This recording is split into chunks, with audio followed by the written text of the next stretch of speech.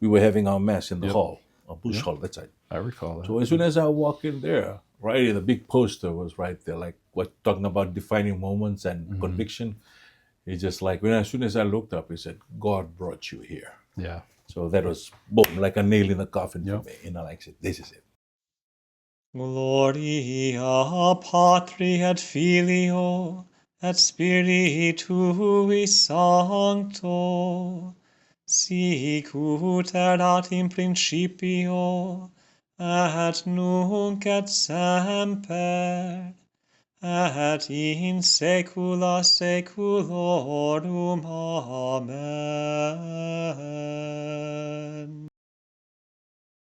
Welcome to Before the Collar. I know you as Father Lay. How do you pronounce your full name? Full name is Leronio. Oh, okay. Right, it's Leronio. Okay. And my middle name is Sili, Sili, and last name it's written as in Fijian Vodivodi, but pronounced as Vondivodi with an N in front of the D's. Okay. Yeah. Interesting. Okay. Yeah. I saw your name, the full name that you have on your account online, and I said, "Oh, wow! All I knew was Father Lay." Father Lay, yes, yeah. So yeah, let's get going. Like I said, all of the priests have their own story, and it all seems to always start with some whisper that you guys had. So when did you first feel called to the priesthood? Yeah, the calling to priesthood came, I think, later. Probably just I would say towards later after high school, when I was going into tertiary school. We call that tertiary school. Like I was going into computer engineering and telecommunication engineering. I don't know, was that really my passion, but was just something available then. I just tried out. And so when I was doing that, that's when I don't know, it's just something just struck me. I don't know. I used to follow, good friends. I have my own peer groups that I follow, and one did really introduce me to this prayer group, the charismatic group. So I did go with him there. I know, but I was still like other stuff was still going on, clubbing and things like that. But this is one of my good friend that was into kind of spiritual things. So yeah, and he put that idea into my mind. He said, "I want to join the priesthood." I said, "What?" But again, he just opened up that door again, that window, which has always been there, probably hidden somewhere in my heart. And like what I said, it's began very much early in my life, and I was probably third, fourth grade, because I love to serve mass. And that's like it just. And when I went up to high school, I forgot all about that. So that was how I felt. Like what I said, I think God used him to whisper that into my ear. This is what I want of you. And like from that moment, I said, "What?" I was like, freaking out and just. But at the same time, that's just like keep ringing in my ear. So he was the one who introduced that, and. But in fact, he got married, and I got a. I was just going to ask. Did he end up being a priest? Yeah. So he did everything together with me just to like let me go into the seminary. Then he got married. Wow. Yeah.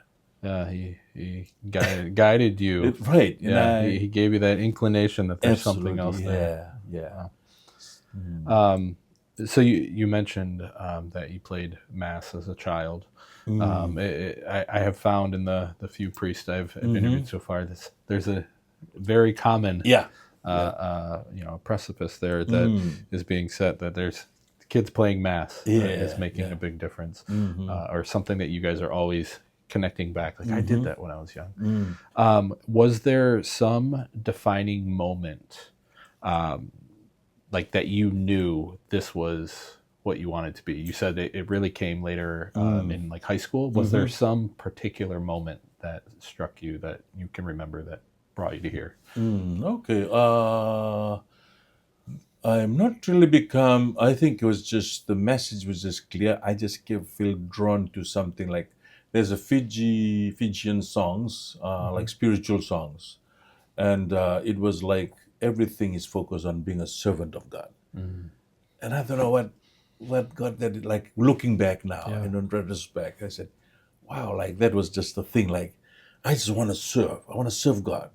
I want to serve God. Really, I got girlfriends, still going on. Like I have 3 friends that I was really close to, and but again, this becoming a servant of God was just like sweeter than any other thing. Honestly, that's how strong that it was. It was crazy, kind of weird, but looking back, I said that's the defining moment for me. Like what you said, like a taste of something sweet. Like God was leading me. This serving me is better than I know. Marriage life is good.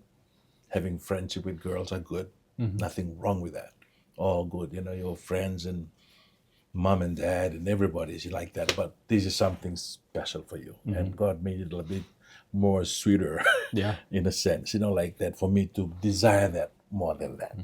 So that was how I felt like something God was leading me to. I'm not really sure what was that, but something I want to be to serve God as a servant. So that was something that then finally, when that guy finally whispered that to my ear, priesthood, I think I just put to make the connection together again. And once I make the connection, it like goes back again, like what I said, clear. Oh, okay, it was always been there. Yeah. Because I love priesthood. I used to love serve mass, and even at the 4th grade or 5th grade, the priest, my parish priest was from Ireland. He was very influential in my life, and he's the one even chose me even to be like the leader of all altar service, because I was there daily. I was there serving mass. So the sweetness of it, so that like everything just go back. I said it's not just now; it has been planted by this Irish priest, and he just And keep that was in following that. Back Fiji? in Fiji, yes. Yeah, you're an Irish priest in Fiji. Yeah, Irish Wow. priest in Fiji. He was a missionary and a religious. He belongs to the side of Mary. Okay. Oh, wow. Okay. So it seems like you had you were very involved at a young age within the church. Right. You may have gotten pulled away at some point. Absolutely. And then your friend brought you back. When you made the decision to become a priest, to say I'm going into the seminary, obviously your friend got you to that point, Right. Of making that decision. But how did your family take that? Yeah, very good. Good question there, Matt. My mom, she's a convert, and this Irish priest converted her. Wow. Okay. Yeah. So in my family, there's 6 boys. I'm the oldest of the 6, and and we were like 2 years apart from each other. And after me, sorry, for me to my second brother, like 4 or 5 years. Then after him, like 2 years. Okay, the spacing. And when my third brother, I think mom was just conceiving the third one, that's when she finally decided. She was a very staunch Methodist woman. And in Fiji, is because the Brits colonized us in Fiji. So they brought in the religion and everything. So we are more dominated in Fiji by Methodists. The French missionaries came later, and they brought in the Catholic Church. Understood. Okay. So my dad's island is a remote island, like this 300 plus islands in Fiji.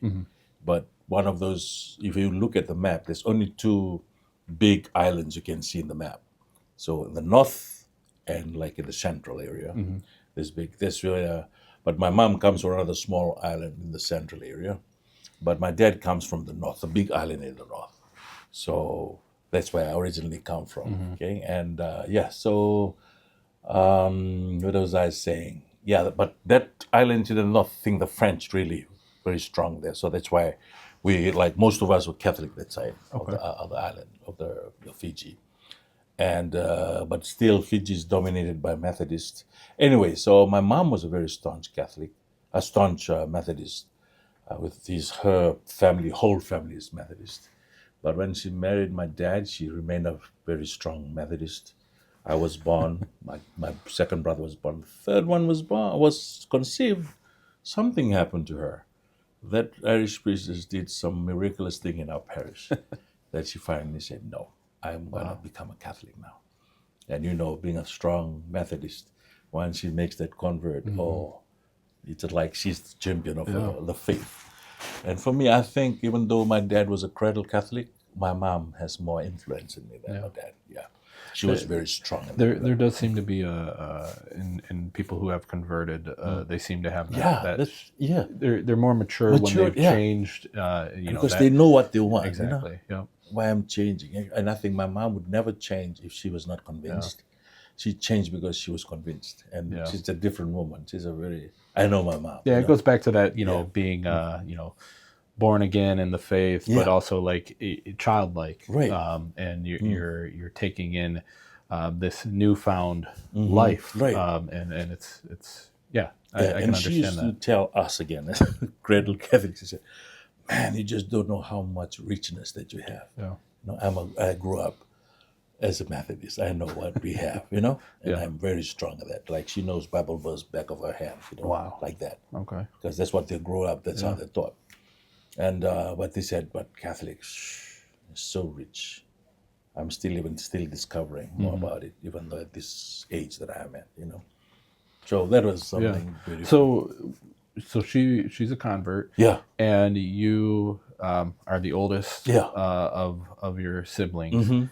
You came to her and you said, I'm going to be a priest. Yeah. Okay. Yeah. My dad, cradle Catholic, and he works for the government and a very good post there in the government. And also he's a rugby player, professional. Oh, wow. Yeah. When he was growing up as a kid. Yeah. So like here in football, American football is like I love here. Yeah, because it's very physical. So that in Fiji, I don't know how it was introduced from Europe, and we became like rugby players. There's something very popular there. So every kid grow up want to be a rugby player. So my dad would love me to be a national rep too. So he was upset when I did tell him that I want to become a priest. He was not expecting that from me at all. My mom, funny. When I said that, like they were sitting in front of me and I told them, my dad thought I was going to say that I'm going to marry someone, And I said, then you're going to sit, I want to tell you something, Mom and Dad. And when I said it, I dropped the bombshell. I said, I want to become a priest. My dad said, I just saw his facial changes. Were like disappointed or shocked. Yeah. And not shocked in a negative way, like, what? Surprised. Yeah, surprised. And I said, oh, well. He said, no, I'm not. And then now that she said, I thought I want you to become this and that and that. But I mean, it's your choice. He was saying it's your choice, but I just feel like he was not happy. Yeah. But he looked to my mom and he said, and my mom was in tears. He said, why are you in tears? And he said to me something that I've never heard before.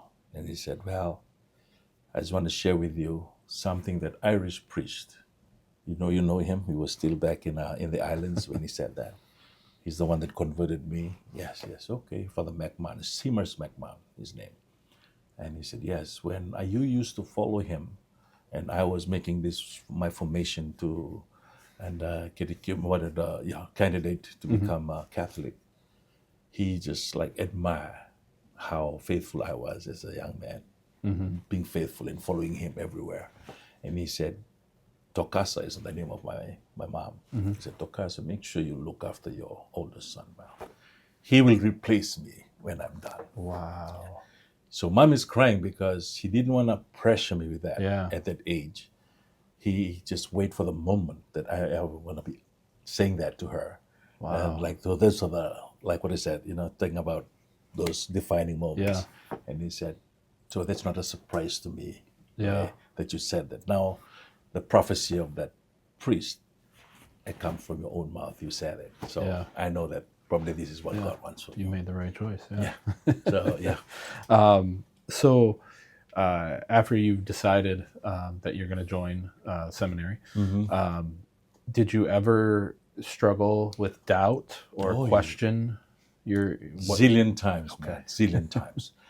I complained to God. And I said, it's almost like my first year was good, excitement, just like married life, excitement, you're good, blah, blah, blah. And when I come to the second year, I was like, is this really what I want? Like I just felt like dryness that I was experiencing. Yeah. and I even decided that I want to leave.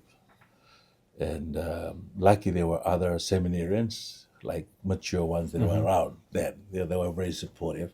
They said, that's normal, that we think like that. If you don't think like that, then it's not normal.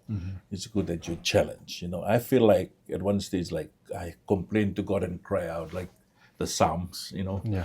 And I said, I just feel like you just draw me here. It's so sweet.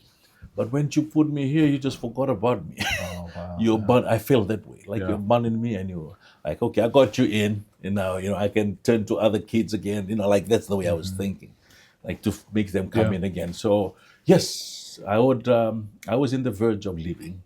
And luckily I came across God somehow put some very good senior guys on my path and just say, no, this is the way we all go through that, that darkness where you doubt, did God really, like his voice was not really as clear as it was.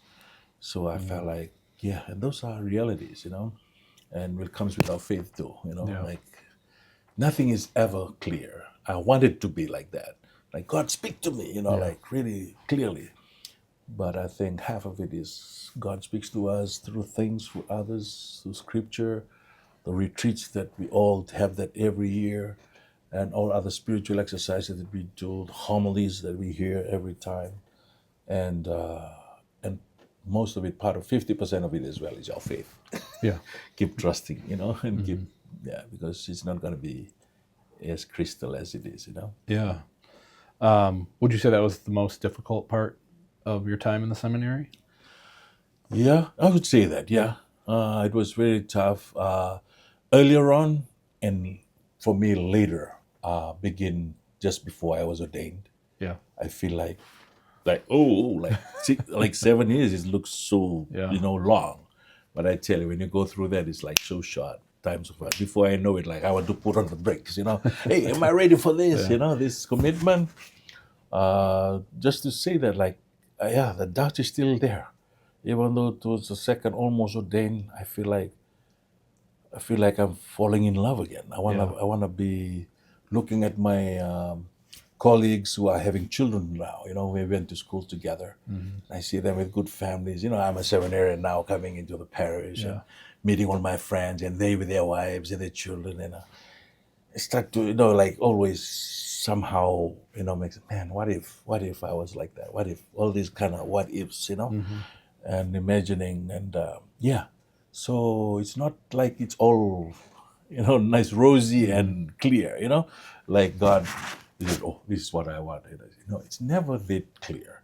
It's always, for me, like what I said, 50-50 thing, It's always God reveals some moments, very defining moments, some moments very cloudy, and that we just have to trust and have faith. For me, that's the combination of two for me. Now, was your seminary in Fiji? Yes. Okay. In Suva, yes. Gotcha. Okay. Next question I have is one a misconception I've always had was thinking that priests and seminarians are always on their own. They're lonely in a sense, and I think that's more of the laity thinking that. But one of the interviewing the different priests I have, there's always been this. I'll ask the question, and then it'll be like, "Oh no, we have people everywhere." So, when it came to your time in seminary, especially for any seminarians that are discerning right now, it's how did you deal with any type of feeling of loneliness that you had? Yeah, that's true. Loneliness is, even as a married person, can still be lonely. So it's a human thing. And but again, that's when prayer comes in, and plus just the support of each other, having each other's back in the seminary, like any other group. I love it's good you're surrounded by good friends. Yeah, Brotherhood. We still remain friends now with some of our friends. We went to the seminary together, and we had the formation together. We share our hardships, and I think that's a good thing when we have this, like some kind of a good, I would say not cliques, but like really good friends that we have, circle of friends that you can have, like really bonded together with different congregation, but we studied together, and so we're still in friends. Yes, and we rely. We keep texting each other now. Once in a while, we just keep checking on each other. Are you good? How you doing? and I just lost two of them already. Very young, in their 40s, man, 50s. Yeah, so it's that was very hard. But I mean, back to your question, like, yeah, it's just the support that we have for each other, and we get to visit their family. My family becomes their family becomes my family, and also just the people back in Fiji, they're big supporters of the seminarians. Like, it's like that's the Catholic generally, like they all love, they want us to become priests, so they always support us, whether financially or just whatever. They always being there for us. You mentioned early on you had a couple really mentors or spiritual guides, one being the Irish priest and the other being your friend. Were there any other mentors or spiritual guides along the way that helped you? Many. Like what I said, other seminarians matured, who was older than me, and one in the same area, same age with me, but was, have other priests around that area that time who I'm related to. Oh, Yeah, so they are the ones that really yeah. so you have family. Yeah, family I have members as relatives. well. Yeah, Okay. relatives, very close relatives from my dad's island, my father's side, because they're Catholics. So yeah, those are like my mentors too. Yeah, and okay. they encouraged me, and they were really there for me, and that was very helpful to looking at them and learning from them, and being seniors in the priesthood, and so that was I would say that, like, those who in the seminary with me and those who were already in the priesthood, they were very supportive. You mentioned a couple things with how your mom and your dad reacted to it, and what the priest had said to your mom. But was there some like moment during your discernment that really just kind of changed and changed you, and you realized this is it for me? I know that this is what I'm being called to do, and I know I'm making the right decision. Okay, yeah. Like what I said, it happened probably in my novitiate year, because I started off as a religious. Oh, okay. I'm to the side of Mary, the same order that this Irish priest went into. Yeah. I joined them too. Oh, okay. Yeah. So, but now I'm a diocesan priest. I'm here in the Diocese of Lansing, and but when I was in the formation of religious, on your third year, after 2 years of studies into priesthood, they send you for novitiate. Novitiate means like one whole year of just spiritual enrichment. Wow. And we are always sent to a remote island, very beautiful island, that where we are. And they said all the formations are done there for the Marists. Wow. And I was there for a year. And that's like you have 4 retreats in a year, silence, 1 week. For a week, you not talk to nobody. It's like monastic life, a bit of that. And you just study about the Society of Mary. That's the whole year you just study about the Society of Mary. That's it. Then that's apart from the seminary study. Seminary study is different, and this one is like 1 year off that. So I think because of the number, like, was just, and for me, I've never been. It's a taste of God. Like, I've never been feel so closer to God than that time, and so that's when I felt like this is for you.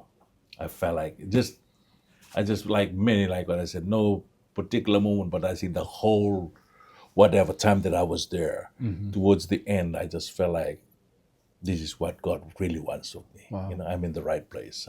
This is what, like, the conviction was so strong, and this is it. I'm not going to change. I know that there's other options there, but I think this is what God wants of me. Oh, okay.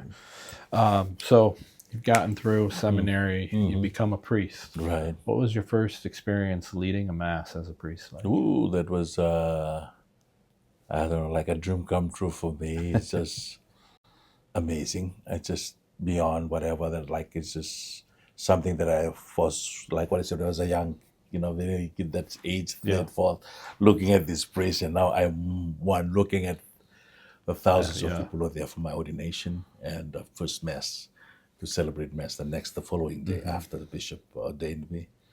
So that was just something special that, I still can recall. Even now, this is my 26th year. It's just amazing. And I could not, thank God enough for that moment. It's just Yeah. Yeah, I want to ask a couple questions that I Sure. normally don't ask, but in your case, you're the first priest that I've spoken to that didn't come up through like the diocese. So on your end, coming from Fiji in the what was it? You said it was like the missionary side of it. Yeah, the How did religious, how did you come to here? Yeah, so to that the was Diocese of a Lansing? very good question, Matt, and that was not easy. It was tough. I don't know, like, even though, like what you said, like the difficulties that I face. So it was after 12 years when I was ordained priest in Fiji, and I was in 2000, December 9th, just the day after Immaculate Conception, I was ordained a priest. And so 2021 to 2023, I was my first mission. I went to Papua New Guinea. So that's outside of Fiji. And I was spent 3 years there. Very difficult mission. I thought Fiji was poor. This is another poor country again, even poorer. And yeah, that was a tough mission. But again, thank God that I made it. I came back. And from there, that's when they said, oh, I think my seminary studies was not equipped enough to deal with the problems that were there. They had civil war, witnessing people being, killed, raped, and things like women, children abused, and all kinds of things. And they just, like, you can't even deal with it. I can't even imagine what they're sharing with you. So I feel like I was traumatized too, coming from there.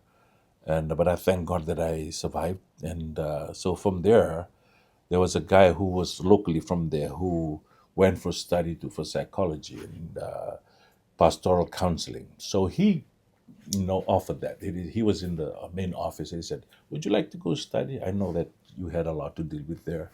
Would you got you interested to go for studies?" I said, "Sure." And he said, "Okay." And so they sent me my to Baltimore. Oh, And okay. that was back in 2004. Oh, So they sent me there after my 2002 to 2001 to 2003. I was in Papua New Guinea. Fall of 2004. That's when I started my studies at Baltimore okay, and Maryland in the Loyola College Jesuits. okay. So I did my degree there, 3 years, and I went back to Fiji. So I was in Fiji teaching psychology and helping young seminarians in their early stages of their formation, human development, things like that. Dealing with exactly what we're talking about: difficulties, family problems, and issues. Deal with your issues before you want to, deal with other people's issues. So that was I was being there, like, I was in the seminary for 11, 12 years, and after that, I just felt like one stage of my life that I felt like I was drained out. I was burnt out. And that was not very good experience. I began to really, it's almost like a cycle, I just went out of it. I just said, no, this is not for me. I questioned again my vocation. I said, this is not good. This is not working for me. I went and saw my boss and I told him, no, I'm not like my one leg is in, one leg is out. I think I'm in the verge of leaving priesthood. And he said, oh, okay. But lucky he went through the same studies that I went through. So he could understand where I was coming from. He said, I think you have burnout, with the with everything you went through. Yeah. So why don't you go for studies, like go to Rome? I said, no, I just don't want to study no more. I just want to get out of the classroom and I just want to look for something different. And he said, okay, another option would be go to the Philippines. They offer a kind of, very spiritual enrichment there, like, personal discovery.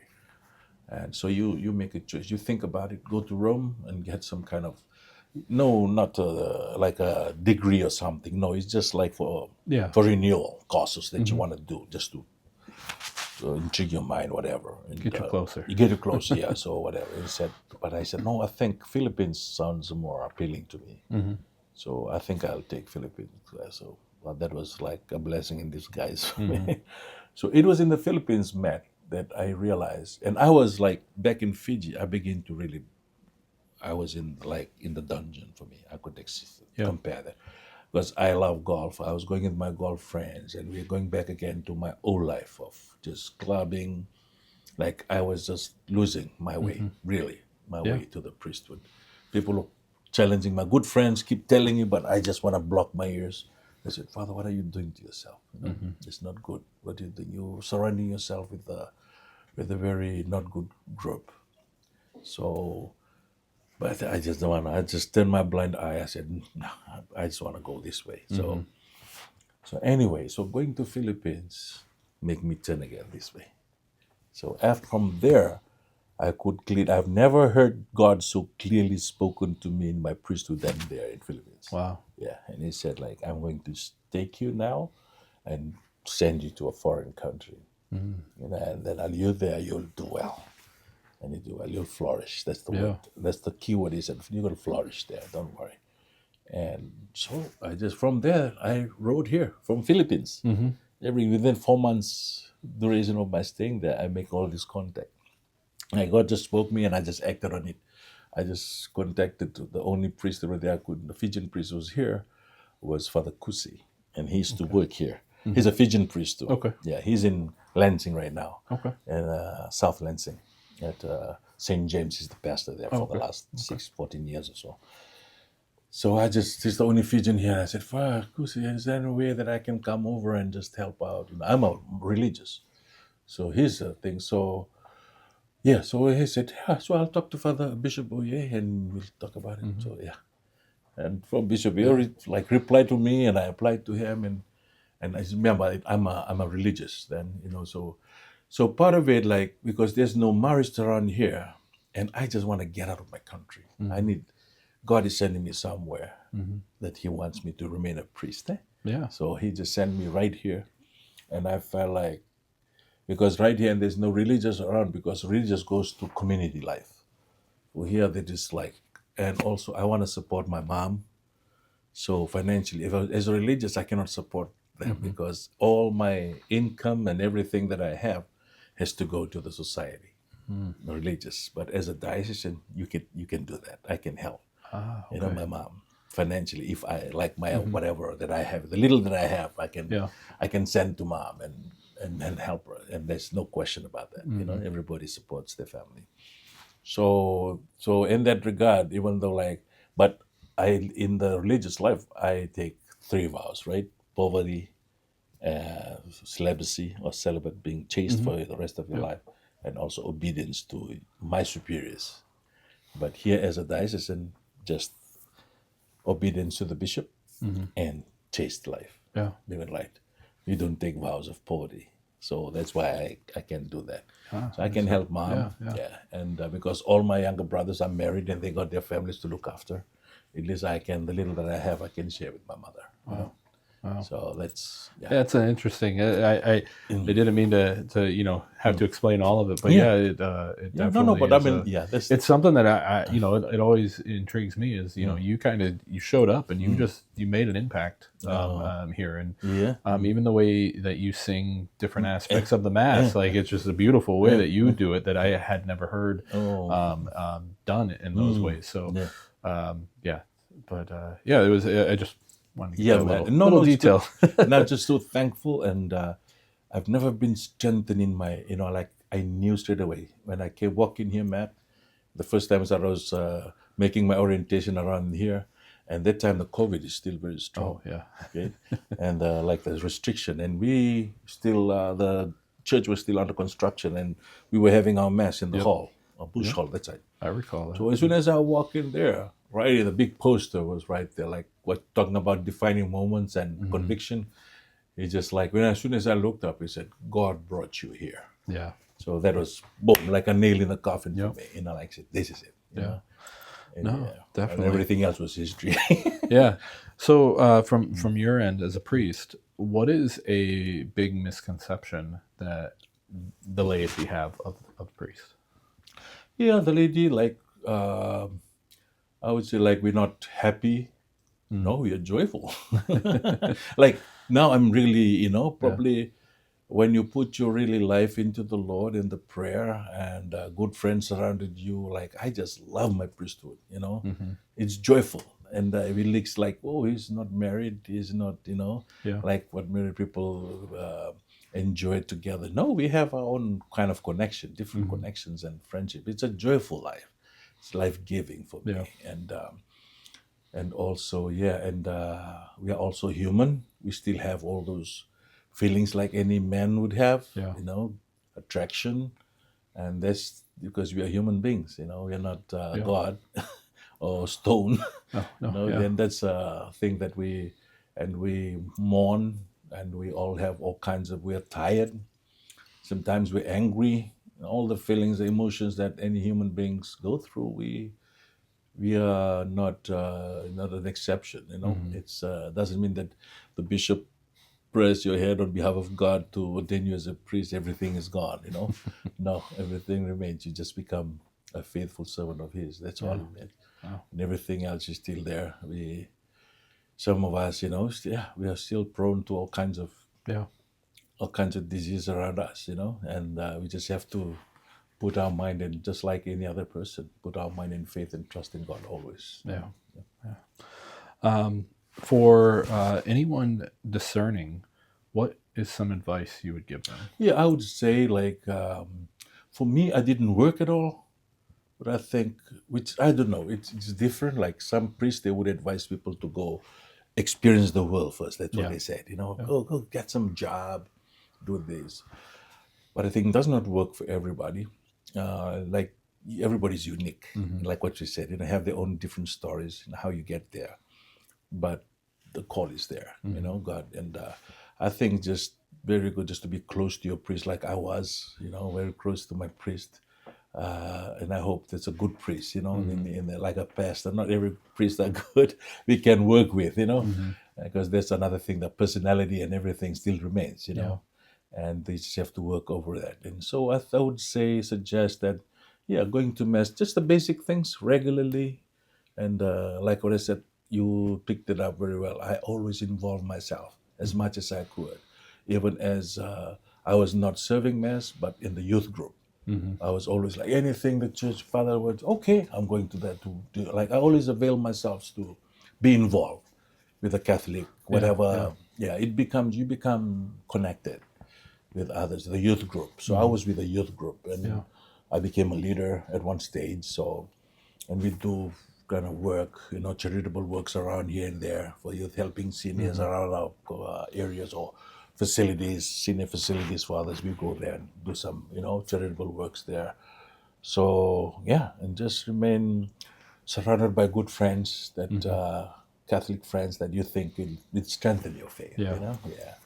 So does it make sense? No, that's good. That's good advice.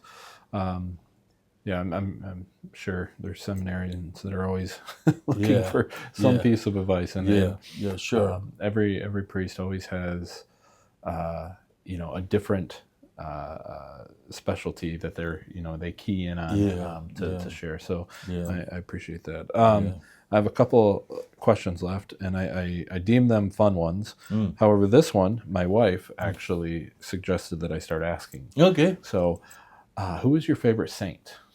My favorite saint, it changes. I think the favorite, but because he speaks to me in different, development stage of my life. I think one that really spoke to me strongly when I was being a seminarian was, I think one day I was just going through when I was just like a first year in the seminary, I was reading through Saint Teresa of Lisieux. Okay. And the child Jesus, she said something that was just like really connected with me. Like he said, because I was then like being still fresh in the seminary first year, and he said, I want to do I want to become a priest, even though that I want to be holy and blessed. And he said, holiness begins with small things, And he said, that's what he said, even because we were doing all kinds of work then, like working in the garden. I said, man, I didn't know trained to become a priest. I need to go cut firewood. I thought we were in the chapel praying all the time, We've done with all those work, or washing our pots or whatever, because we were in the remote island. So, and he said, everything.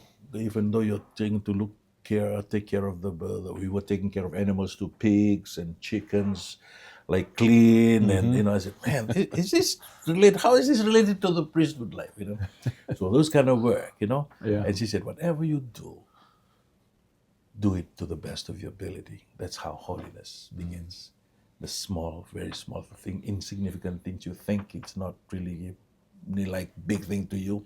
Yeah. To God it matters. That's how it begins. So like he said, oh, okay, like this encouraged me to be faithful in everything, responsibilities that I'm given to when I was in that. So he spoke to me very much in that time, okay? So it is go along, and now I begin like St. Francis of Assisi, like very, very strong person who give up everything to follow Christ, So he appeals to me as well. And, even though he was rich, but he became poor. So, that his life can be a gospel to people as well. Yeah.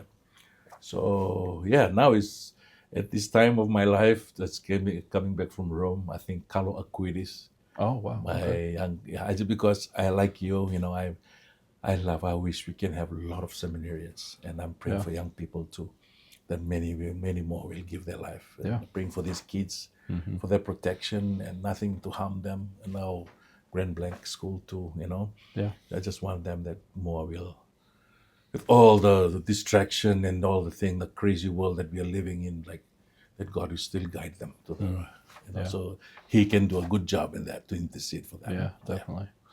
All right, last one. What is your go-to verse? Something's always just on the tip of your tongue that you're. Okay. Yes. Many. Many. Yeah. I mean, that should be assumed. Here come to me all who labor and are burdened. I'll give you rest, because God, no one else you can find true rest than in God Himself. And yeah. Yeah, that's for me. That was I used to tell people in confession as well. I said, because that's you're always filled with burdens, and there's no better place to be than right there. To give God everything, and so that's that's one that just came straight into my mind when you asked. That's all I'm asking. Yeah. So, but there are other favorite ones that I but just not the light of the world, the bread of life, yeah. And it's just, I'm just so happy, Matt. I'm just so happy as a priest right now. Yeah. And I, that I just feel like I always, but again, like, sometimes things meant to be, like in the bottom, rock bottom, then God will lift you up again. Yeah. So for me, that's exactly where I am. I was just walking this morning, doing my walking exercise. I was asking me that question. I said, would you like, how now I'm incarnated in America, so I'm living here, staying here for good. And I said, am I like, really, this is where God wants me to be, or should I go back to my island, and I said, no, like, I just keep telling me, like, God is speaking to me, no, you're exactly where I want you to be, because if I was back in Fiji, I would have lost my priesthood, to be honest. I'm not ashamed to say that. And this is for me, and I think and God knows better. He knows it. Yeah. If I were to return from Philippines back to Fiji and work there, I wouldn't be sitting here before you as a priest. I think 80% of me knows that. Yeah. So I'm just so blessed. I'm so happy. And I cannot thank God enough. And I'm so happy with all my like what you said, being here, just living as a priest is amazing. It's like, we're all called to be somebody and to be somewhere. It's up to us though to make that decision to continue. Right. And you were called to be a priest, and you may not have been called to be in Fiji, right, but you were called to be here. Yeah. And that's the one part that you always have now is you knew you were called to be here. And right. You're in the right place right. now. Yeah. And that's can't thank God enough. I won't be here in Holy Family, I know, for forever. The time is going to be, but I think I cannot thank God enough for putting me here to start off, like Holy Family, And for me, because as a Fijian, we always value our family. So this is like a good foundation for me. So wherever the bishop will put me next, I'm ready for whatever that is set before me, because your foundation is good, solid. All right, that's all I got for you. Thank Okay. you. Thank you for taking the time and no sharing problem. your story. Yeah. Yeah, I think we're good. That's all. Okay, you sure? Yeah. Okay, and, thank you so much. I hope I'm meeting whatever that you were looking for. Yeah, really, it's sharing your story. Okay. So, I hope people hear it, and I hope people, maybe there's someone discerning that can say, "Wow, he went through a lot, and he's still here." Yeah. And so, my hope is that we can continue building. Yeah, right. I know what you said. You can be called, but again, if you don't work for it, it's not going to it's not given a silver platter for you. Yeah. You have to work for it. God is calling you. Like what I said, 50, he's going to the halfway. You too come to the halfway to meet him. You cannot just say, okay, I'm called to be there, but you don't pray. Yeah. You don't go to mass. You don't go. So it just doesn't. It's like I want to be married, but I'm not ready to be with my wife. The quality times to spend with them or my family. So it's not ready. You're not. It does not happen. You have to make it happen. Yeah. All right. Thank you. All right. Thank you.